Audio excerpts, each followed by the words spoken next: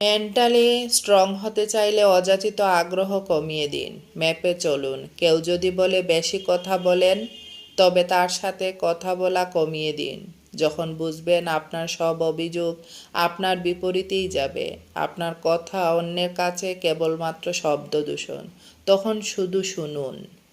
বলতে চাইবেন না, কথা বলতে চাওয়া দেখা করতে চাওয়ার চেয়ে তেষ্টা, তাই একবার পার করে ফেললেই জীবনটা অন্যরকম হয়ে যায়।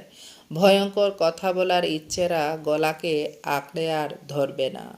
একসাথে পথ চলার ইচ্ছের দায় যে আপনার একার নয়, এটা বুঝে গেলেই ঘেনঘেনে ভাবটা চলে যাবে।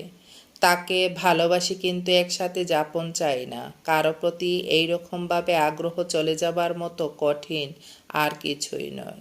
আগ্রহ চলে গেলেই হলেই হলো, এমন একটা ভাব নিয়ে দিব্যি ঘুরে বেড়ানো যায়। কে কি বলল, কে কি ভাবলো, এগুলো নিয়ে বিরাট রকমের মাথা ব্যথা আর হয় না। মনে হয় যে যেটা জানে জানুক, সমস্যা নেই।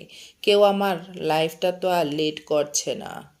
অন্যের কাছে গুড ভাইবস বজায় রাখার জন্য মানুষ অনেক কিছু হারিয়ে ফেলে, এমনকি গুড ভাইবস বজায় রাখতে রাখতে অনেকে মাঝ বয়সে এসে জীবন অবধি হারিয়ে ফেলে।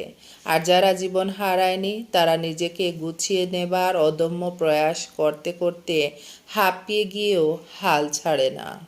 নিজের মধ্যে প্রচণ্ড পজিটিভিটি আনতে আনতে একসময় টের পাবেন আপনার চারপাশটা নেগেটিভিটিতে ভরে গেছে। পজিটিভ মানুষ যেমন দেখতে সুন্দর, তেমন তার স্ট্রাগল বেশি সুন্দর। অনুভূতি দিয়ে কিছু হয় না, মনের ভাব প্রকাশের জন্য শব্দের প্রয়োজন, বাক্যের প্রয়োজন। ছোটবেলার পড়ার এই সহজ ব্যাকরণটা একেবারে আয়ত্ত করে নিন। ঝগড়াঝাটির স্কিলটা নিজে থেকেই কমিয়ে নিন। শব্দবাক্যের ঘনঘটা কমে আসলে মন খারাপগুলো থিতিয়ে যায়।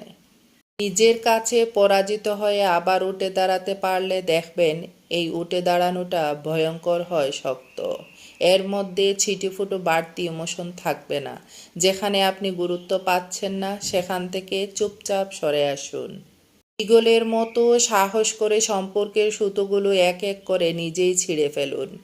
কোনো মেকি বাঁধন রাখবেন না। যে কাজটা করতে যাচ্ছেন তাতে সবচেয়ে বেশি কষ্ট পাবেন জেনেও করুন। একটা সুন্দর ভবিষ্যতের দায়ে নিজের শান্তি বজায় রাখার জন্য এক প্রকার মরিয়া হয়ে উঠুন। তাহলে আপনার জীবন সুন্দর হয়ে উঠবে।